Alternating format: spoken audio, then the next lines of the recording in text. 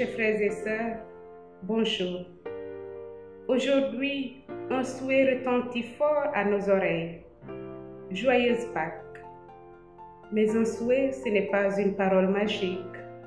Ce n'est pas parce que nous souhaitons une belle ou bonne chose qu'elle advient.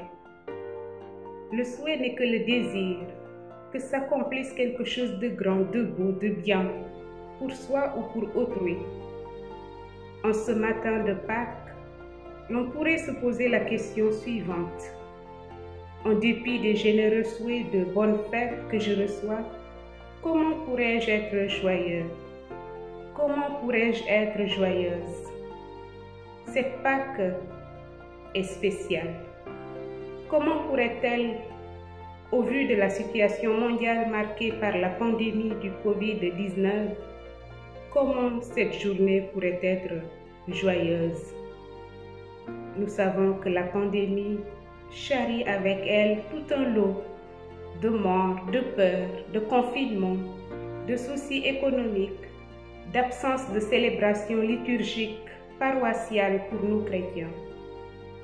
Mais à partir de ce point de vue, à partir de cette perspective, la fête de Pâques se révèle entachée. On a du mal à accueillir les souhaits de joyeuses Pâques. On a du mal à nous exclamer « Alléluia ». Chers frères et sœurs, ce matin, je vous invite à refuser de vous positionner sur cette perspective négative, pessimiste. Souvenons-nous que le jour de la résurrection de Jésus, il y a plus de 2000 ans, les circonstances étaient à peu près pareilles. Il y avait de l'obscurité, les apôtres avaient peur, ils étaient confinés, ils se cachaient des Romains qui avaient mis à mort Jésus. Seules quelques femmes ont pu braver l'obscurité, la crainte.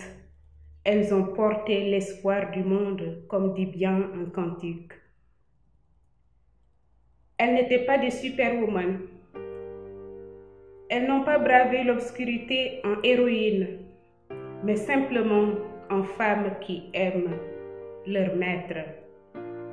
Elles ont bravé l'obscurité en femmes pleines d'espoir, un espoir au-delà de la mort. Et cela change tout. Le ressuscité leur permit alors de voir la lumière. Le ressuscité permit au monde que la lumière traverse les ténèbres, comme jadis à l'incarnation. La lumière a lui dans les ténèbres, et les ténèbres ne l'ont pas arrêté. Arrêtons-nous sur ces vertus de ces femmes, sur 3 de leurs vertus: la foi, la charité, l'espérance. Premièrement, la foi. La fête de Pâques que nous célébrons aujourd'hui nous ramène à l'essentiel de notre foi chrétienne, la résurrection. Saint Paul disait dans sa lettre aux Corinthiens, dans la première lettre aux Corinthiens, au chapitre 15, verset 14, « Si le Christ ne ressuscite, vaine est notre foi. » Il s'agit d'une confiance absolue en la résurrection qui nous aide à surmonter toutes les épreuves de la vie, à surmonter toute peur. La foi, c'est notre socle. Et avec la foi, nous pouvons crier « Alléluia ». Le deuxième point, la charité, l'amour. La particularité de cette fête de Pâques 2020 interpelle profondément notre amour pour le Christ et notre charité pour le prochain. C'est l'amour qui a porté les femmes au matin de Pâques. L'amour les a mues. L'amour rend fort, permet de braver l'obscurité de nos existences. Le ressuscité nous transmet son amour. Alors, de quoi avons-nous besoin encore? Avec cet amour du Christ ressuscité, nous pouvons donner le meilleur de nous-mêmes pour nos frères et sœurs. Oui, l'amour gratuit qui veut le bien de l'autre est un fruit de la résurrection.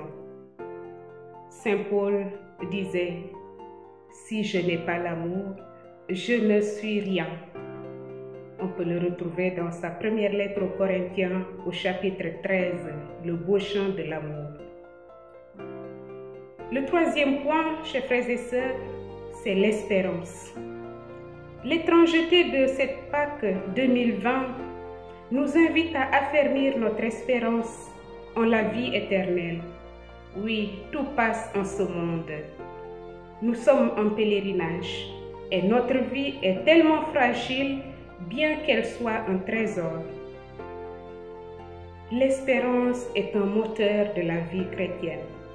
L'espérance ne déçoit pas, disait encore Saint Paul dans sa lettre aux Romains au chapitre 5, verset 5. L'espérance donne un sens. L'espérance oriente une vie. C'est comme une boussole.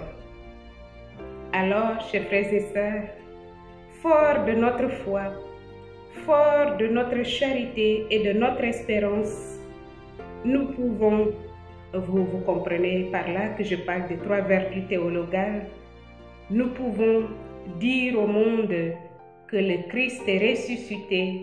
Alléluia! Chantons, souhaitons joyeuses fêtes. C'est bien le jour de la résurrection. Bonne fête à tous et à toutes. Soyez bénis. Pour ceux qui le souhaitent, toutes les semaines, nous pouvons avoir un partage de 5 minutes